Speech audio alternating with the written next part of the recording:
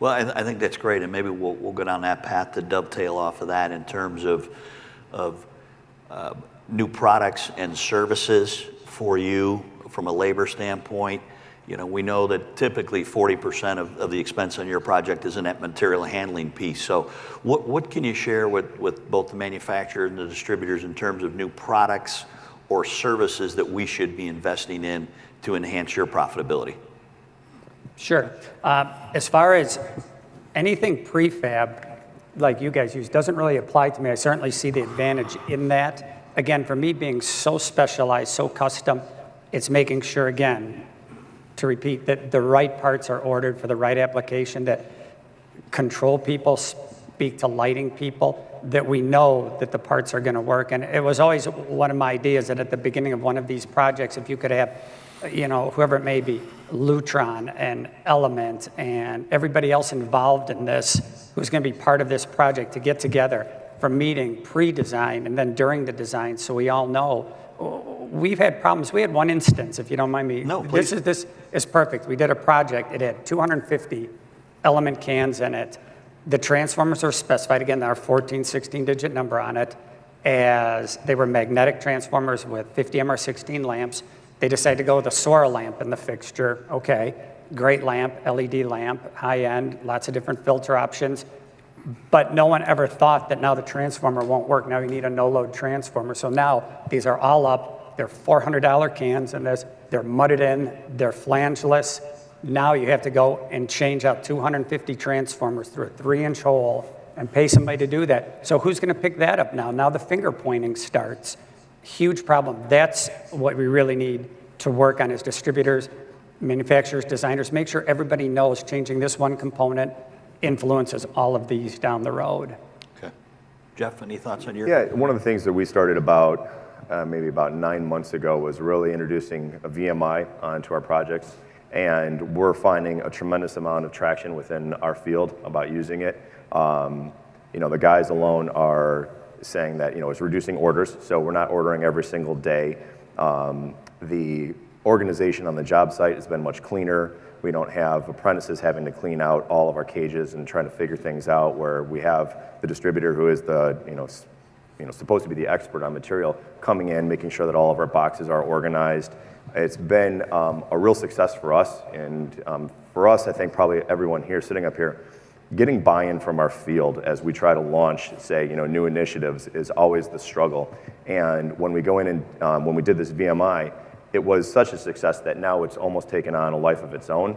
So I know that's one big thing, and now what we're trying to do is leverage distributors to help us more with our deliveries. So coming out of our prefabrication shop, we're not a logistics company, and so when we have material coming out of our prefab shop, a lot of times we have an open top truck that we would send things out on, and all of a sudden it's raining that particular day. So now I can't get it out on that day or everything comes out soaking wet, where if I can start leveraging the services of the distributors coming out of our prefab shop, because they are good at that and we're not. So we're trying to do more and more, like I said before, on partnerships than anything. Okay, super. Gary? Yeah, we love VMI as well, and certainly try to utilize it when the moment's right. Not every job it's not a good fit for every job. But what big initiative for us this year is to try to change the culture of our field leadership and minimize deliveries. As you heard, we don't want deliveries every day. I want to get to a once a week, maximum twice a week delivery versus a 5-day a week. Because here again, $1.50 a minute. You stop to make the phone call to the distributor. Then the next day the order comes in. You've got to have 2 people go unload the truck. And by trying to change that culture and build better leadership in the field, better planning, there's some huge savings and intangibles, I guess, from that are gained by just saying we want to get rid of daily deliveries and let's go to once or twice a week. Yeah. So, big goal of ours this year. Very good. Thank you. Luke, on your end, any? Yeah, anything that maximizes the amount of time installing, and anything that minimizes the amount of time that it takes to install it. And I'm actually not that concerned with the delivery piece of it. as long as you can maximize of that 8-hour day, things actually being installed, that's the only thing that we get paid to do. So whether or not we're getting a delivery or not, we don't pay as much attention to that, but certainly things coming out in a fashion to where they can be installed as fast as possible are definitely ventures that we're interested in, and that requires someone setting it up in such a fashion when it comes out that can happen, and that's kind of your part of the deal. So working with our vendors to ensure that stuff is happening faster, right? Like we're not trying to find this box or that special piece. It's all there, it's all together, and it's being installed as soon as possible. Very good.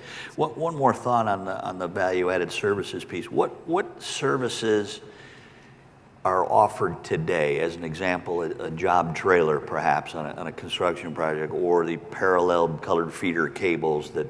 What types of services are being offered now that you see valuable, and/or are there some other services that you can think of that would be worth either the supplier or the manufacturers investing in?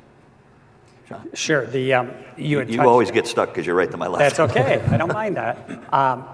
Certainly, the colored feeder conductor, service entrance conductors has been huge in our industry. That has saved something so simple, has taken decades to come out. I can't believe it. And then the Simple Wire, the Southwire products we use, they're great. It saves so much time in the field. I stopped by a job site just last week, and they had done a small service upgrade to a 400 amp 3-phase, and 2 guys were able to pull in without setting up the tugger, an 85-foot parallel 3-aught run, 2 people in about 15 minutes. So it saved having 2 other people on site, setting up a tugger on site. It saved a lot, just something that simple.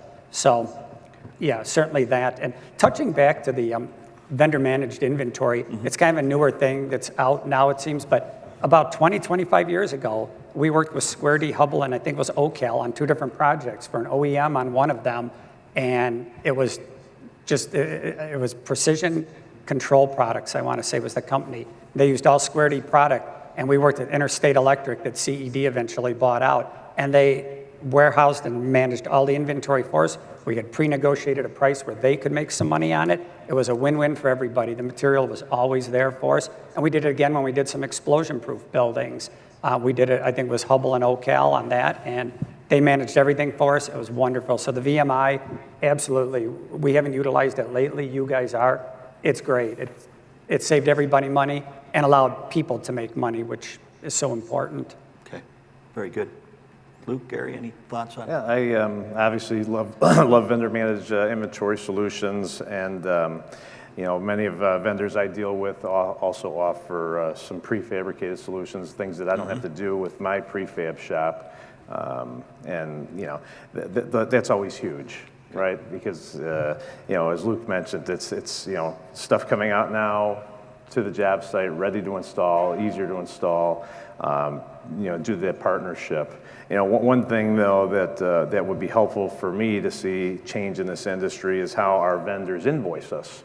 So on a job where, say, we're not using vendor-managed inventory and we're getting deliveries, invoices are getting spit out every time, something hits the job site versus like the way we invoice our clients is on a monthly basis, for work put in place. And I don't know if there's a way we could come together and figure out a way, how does that help you as a distributor save money and licking and sticking envelopes 500 times a day, and then I'm paying someone to process all that in my office. It's huge. Yeah. Might be something that needs to be leveraged to figure out how we help each other. So I don't know what that looks like, but you could be the one to change the world. We could be the leader of that, yes. I'll be giving you all credit applications before we leave today. Hey, let's switch a little bit to technology. And if you look at the way you are doing business now, maybe what's changed over the past 2 years in terms of technology? Big topic, a lot of areas to it. So maybe what are you doing differently now than you did 2 years ago? Maybe in the office, maybe out on the project site. Jeff, you want to maybe lead us off? Yeah, sure. Clearly people want to be paperless, and so investments in things like Bluebeam plan grid. We do payroll app now, so all of our payroll, rather than having it done on a pen and paper and turning it into our office, everything is done on an app and downloads into our system automatically. So there's been a lot of stuff that maybe not within the last 2 years, but we just continue to grow into. So we're still doing the 3D technology with BIM. We have Trimble services for layout that we use. And another thing that's been around for a long time that we're doing more and more of is FaceTime. So when we feel like there's something on the job site that's maybe, okay, so for example, if I get a delivery and there's something wrong with it, rather than snapping pictures or rather than trying to explain why something came out the wrong way, we can FaceTime, and a lot of times we'll try to FaceTime directly with the warehouse person from the distributor that that maybe kitted that particular thing, and they talk live, showing pictures or videos of exactly how things come out. And so FaceTime's been out there for a long time. It's just changing the way our foremen view things or how they understand it's not a big deal. Just FaceTime the person and get right to it, rather than them sending a picture to the office. We send a picture back to the whoever my outside salesperson is, who then goes into the warehouse. We just cut right through all of that. And then another thing that we're trying to do right now too on the technology side is launch almost like a internal to Kelso Burnett Facebook page. So that way, as we're doing projects and we're not always connected from project to project or foreman to foreman. So when these guys are doing things, we want to be able to post things on a social media site that's only for us, that all of our guys can get updates and look and see what everyone else is doing. I think that's fantastic. Pinecrest down in St. Louis is doing that. Gary, on your end, things you're doing differently? A lot of the same things that Jeff just mentioned. Obviously, we are paperless in the field as well. All of our people have tablets or computers and do their reporting, T&M tickets, job records. All it gets downloaded back to the office automatically. That's pretty much it. Okay, Luke. Yeah, a lot of the same things. I'd say one of the more interesting things that we do is we actually track the data from our projects. With material, it's every day. So we'll enter those invoices every day electronically, and I'll talk to you about that later. And we do a payroll every week. So we have data visualizations for every project that we do by each phase, and it shows where the budgeted amount is, how much they've used, and what the projected amount is. So the great piece about that is you've got this project manager who's doing the projection, and the person in the field can actually see that. So that it eliminates a lot of what the intended outcome is. So the general foreman can reach back out to the PM and be like, yeah, there's no way I'm going to be done pulling all this wire in 80 more hours, or vice versa. Like, I'm going to kill this. So having all of that stuff in a visual format, I think has really helped both the PM and the field understand where they are in the project, and has vastly increased the accuracy of our projections. Super. Thank you, John. Yeah, I completely agree. We're implementing a lot of the same programs that these guys are. The job costing is something in the last few years that it's literally real time. As payroll gets entered in, as any invoice gets entered in, it's right into that job, so we know exactly where that job is at any time. You can have a snapshot in exactly the same way. You break it out, at the phase of the job that it's in. So that's been really helpful. The Facebook page, we tried to start that, but we learned real quick that, again, our clientele, they like to be almost anonymous. So the Facebook page started and ended almost immediately. So they don't want their names put out there. As far as the technology that we see coming is so much of the wireless technology, and this almost comes away from what we've talked about, what we do in the office, but in the field what we see, and how actually some of that is actually taking work away from us now. Being wireless, it's something that the customer can buy or we can buy for them, set them up, but then from that point, they can do all the programming, they can do all the controls, they can do everything they need to do without us doing a hardwire install only. So that, and it goes as far as even doing a commercial lighting system where we might put in N-Light. You supply an IP address, program it, now suddenly we've controlled all the lighting without having to hardwire. So in that respect, technology is actually taking money out of our pockets. And one last thing, and this kind of goes off, the office technology. The one thing that I've seen in the last few years that save so much money is the cordless tools. And you don't think about that, but suddenly you buy the cordless tool now, you don't have to worry about the cords, the maintenance, the OSHA requirements, the safety testing, the marking of all your tools. Something so simple has saved us so much money and made our safety officer, his job so much easier. You've eliminated all of it now with just something that simple. Yeah.